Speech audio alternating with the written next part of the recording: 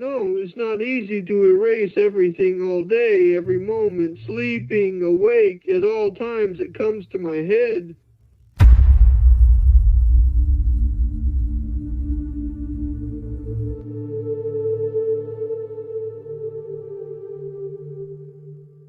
Friends, there were several cases that we presented related to encounters with entities on the routes. Cases that are totally unknown and that often impact due to the tremendousness of each situation. The thing is, I received many similar experiences, and today, before starting, I want to tell you a very brief one that came to me about a month ago.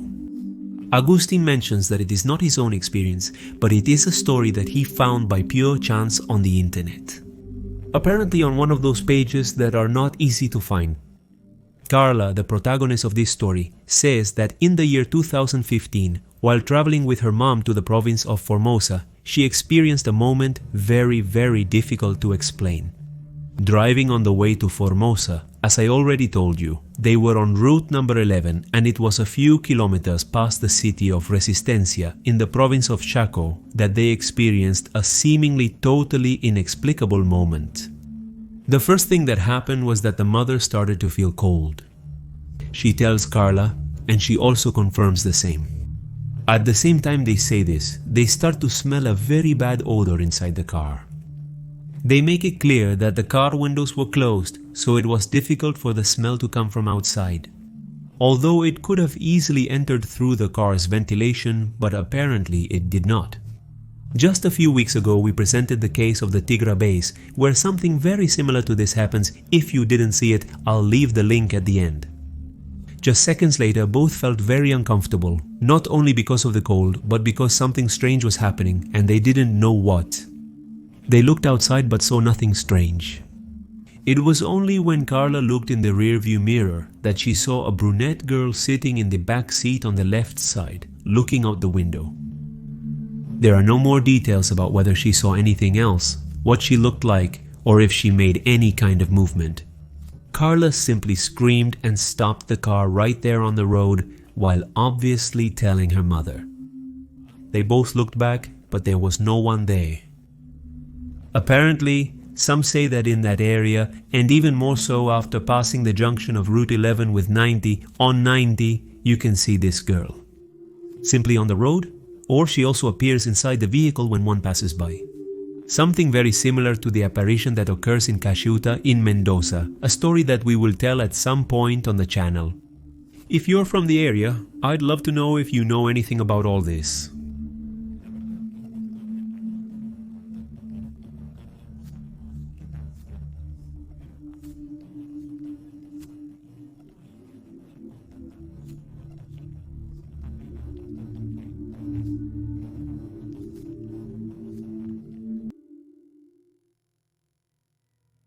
In today's case, Franco will collaborate again.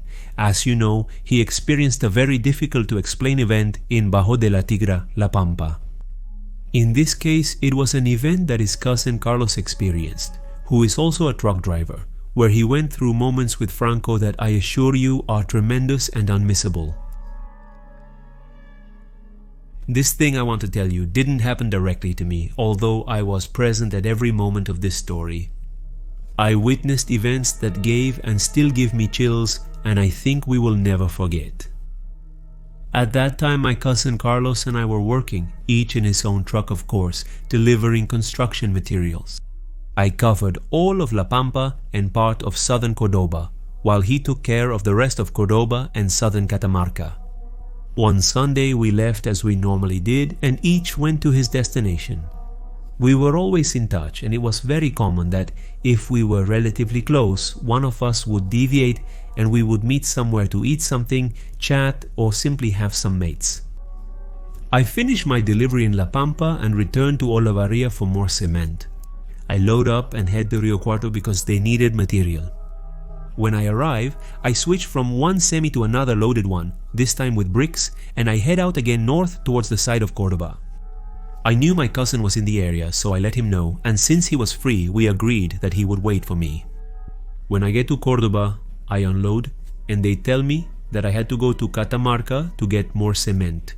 So as soon as I met him, I told him this, and he was happy because he also had to go to the same area to get materials. We could never have imagined, much less him clearly, what was about to happen. It's something so impressive that it's even hard to assimilate today. It was something really tremendous. We started the journey and went out together on Route 60, which later becomes the famous Route 157.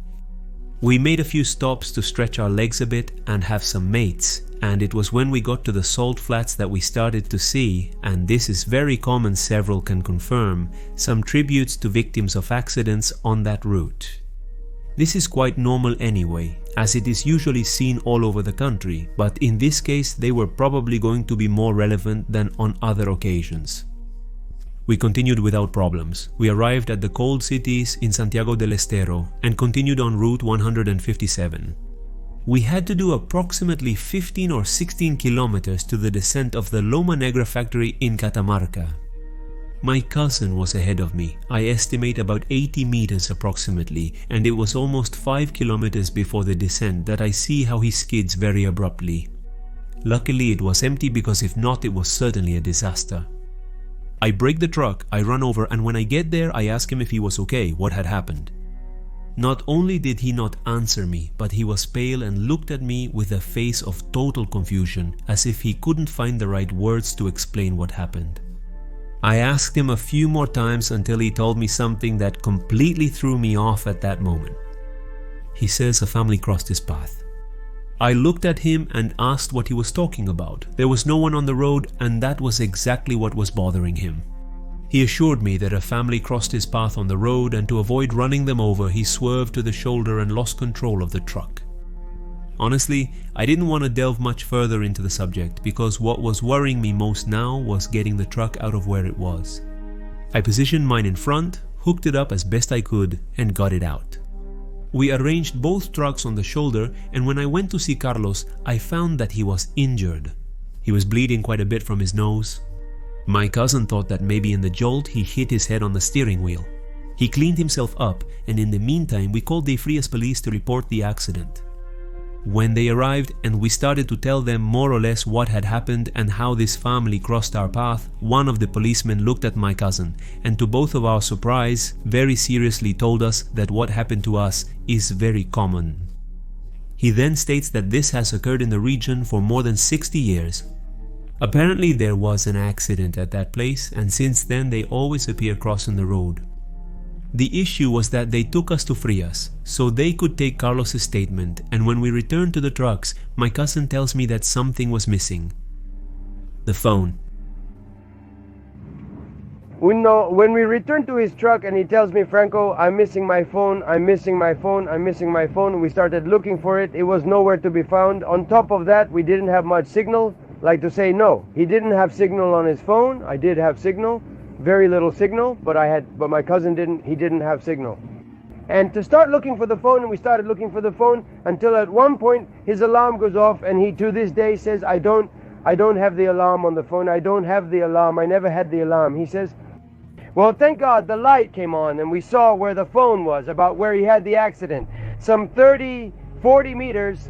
It was on the edge of the wire of the field. The phone was found. And I went to look for it with a flashlight that I had. I went to look for it, and when I went to look for it, it was on top of a cross. On a cross, it seems that there really was an accident, and there was 5 crosses. I never forgot, there were 5 crosses. We stayed talking for a while about what had happened, and I swear we couldn't find any explanation for this. Nothing had come out of the truck, and the window was barely down when he had the accident. It was impossible for him to get out there, and even more so to fly over 30 meters to where we found him. But well, the reality is that we left the topic there. My cousin was fine. Luckily the truck had not practically broken anything, so we continued the journey. We got to the descent that takes you to Loma Negra, and we went straight until we arrived. With all this, it would be nearly 1 a.m. When we arrived, and to try to calm Carlos down more than anything because of the accident he had had, I suggested we have some mate. I put the kettle on and asked him again what had happened, to tell me well about this family thing, because it was incredible. I hadn't seen anything at all on the road, and I was struck by the suddenness of the maneuver and that he didn't even touch the brake at any time. He tells me that indeed a family had crossed his path. I automatically interrupted him and told him to excuse me, but that I didn't believe him. He again assured me that it was true, and to please believe him because that's what happened. It was a man dressed apparently in black, just like the woman, and they were accompanied by 3 boys dressed in white. This not only coincided with the story the police officer told about the family accident, but strikingly, I found the phone on a cross that was next to 4 more on the side of the road. Can I be honest with you? Despite this knowledge, I doubted his words. Even though we were both super rested because we had slept very well before leaving, I associated it with him simply thinking so, but I was totally wrong. While we were drinking mate, Carlos tells me his back hurts. Back. I then told him to take off his shirt so I could see maybe he hit himself or the same jolt during the accident injured him. But when he removed his shirt, I guarantee I'd never seen anything like it before. Really impressive. Take off your shirt, I tell him. Take off your shirt, I tell him. And I check if you have something. He took off his shirt and he had a big hand of a big person. How can I explain to you? An adult person marked like that on the back, very red. And he had 2 little hands as if they were from a 5 or 6-year-old boy next to each other, one next to the other, and they were both the same hands. I put the round mirror, those round mirrors that one uses to shave, I put the mirror behind his back, and with the truck mirror, he looked at what he had on his back. Look what I have, says the cousin. Yes, I tell him, you have a hand, they are hands, and it was clearly seen, because it was really clearly seen that they were 3 hands. The next day, around 6 in the morning, we had to load up, so I wake up my cousin with a coffee, and when he gets out of the truck again, I couldn't believe what I was seeing. He had both arms, from the forearm to even both hands, all marked. Just like his back had all hands well marked. Like when someone squeezes you hard and it leaves a mark, something similar. Carlos looked at himself and says to me, "Did you see, cousin? You must believe me. This is about the family I saw recently that vanished, a detail that might be related to this incident. It was observed when going back to Cordoba, one of the cement bags my cousin had in his semi-truck. It was marked, but very clearly, it was with blood or apparently red paint at least, and its shape was that of a hand just as it appeared on his back. And there's still more. Days later, my cousin leaves for a trip to the city of Junín. He received the delivery note with the address and customer's name. It was a woman. It was precisely on Route 157. Since I had to go there again, I moved up the trip to go together, and since we passed near the accident site around 2 in the afternoon, I suggested to my cousin that we stop to see the place during the day. We stopped, we approached the 5 crosses where we found the phone, and something else extremely curious happened. Curious. This occurred around 2 or 3 p.m. during the day, which is why we stopped. We wouldn't have stopped otherwise. When we got off, the crosses are still there to this day. There are 5 crosses, and Leo, the name of the woman who died at that moment there, and I look at the name of the client where my cousin was going, and it was the same person, the same, let's say, I don't know if it was the same person, but she had the same name she had. Yesterday, a news story that attracts a lot of attention began to circulate in the media. It happened in Entre Rios, specifically at the Gualeguaychu departmental headquarters, where an impressive paranormal event took place. It was not simply a noise, a shadow, or some object moving. In this case, this entity brutally attacked an officer, and the incident was so shocking that this man has been in a state of shock and hospitalized to this day. First, we're going to find out what happened, and then we'll look at a possible cause of this activity. This building, located at 26 Roquesa Espeña Street, is over 150 years old, was built in 1843 and is used primarily to house detainees in pretrial detention. But logically, during its lifetime, it surely accumulated countless stories that we, of course, do not know, and perhaps they are partly responsible for these energies that manifest themselves today. This past Thursday, around 4 in the morning, the police officer in charge of the guard noticed that the detainees were very nervous and scared.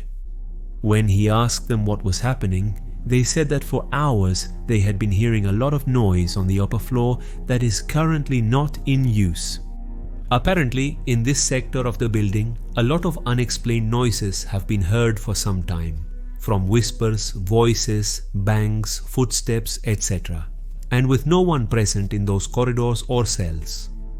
This police officer named Mauro, in response to the complaint of the 13 detainees, decides to go up the stairs to the upper floor. And this is where it all began. The detainees began to hear very loud bangs, followed by the screams of this officer desperately asking for help because something was killing him. The screams were heart-wrenching and no one understood what was happening. It was seconds later that they saw the police officer fall down the stairs, and one of them also claimed to see a black shadow disappearing back up to the upper floor. The police officer stated that as he went up, he felt something grab him tightly, trying to put him in a cell. He began to struggle desperately, and it was then that this dark being hurt him in the way you see in these photos. Mauro was screaming for help because he not only felt the evil of this entity, how it hurt him and tugged at him, but also clearly heard it say in a guttural tone, "I'm going to kill you, I'm going to kill you." It was at that moment that he also urinated from the fear he precisely felt. This officer somehow freed himself, started to run and fell to the ground. This entity grabs him by the legs and drags him into the cell. He frees himself again, somehow managing to go down the stairs, and that's when the detainees on the ground floor observe the already mentioned situation. Mauro was truly in shock. He assures that this was real, that in that place it is already known that strange things happen, although never of this magnitude. He doesn't want to work in this building under any circumstances, and in fact the 13 detainees have asked to be transferred because they also don't want to be in that place and be in danger. After this event, the authorities asked a priest to bless this place, and for this reason Father Mauricio Landra was the one who did it and declared the event as inexplicable, assuring that the fear inside the place is general, both from the staff and the detainees. There are many who claim that paranormal events happen in this building, and that this shadow is not the first time it has been seen.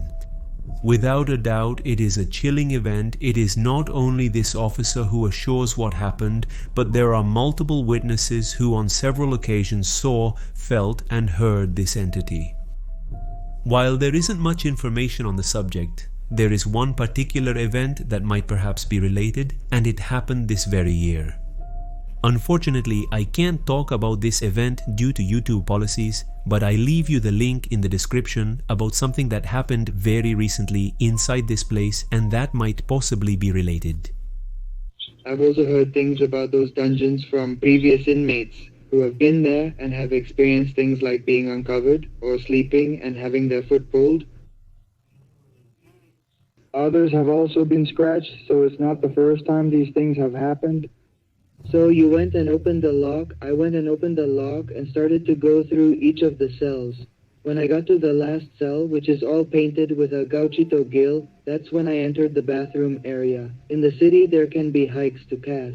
This entity, this form, an entity with a normal form like a person.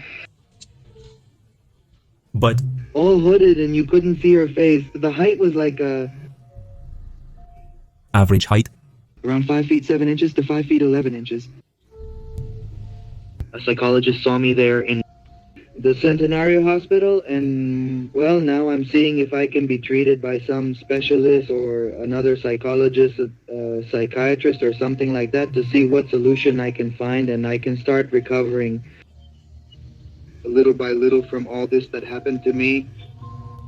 This thing doesn't easily leave the head. No, not at that moment. No.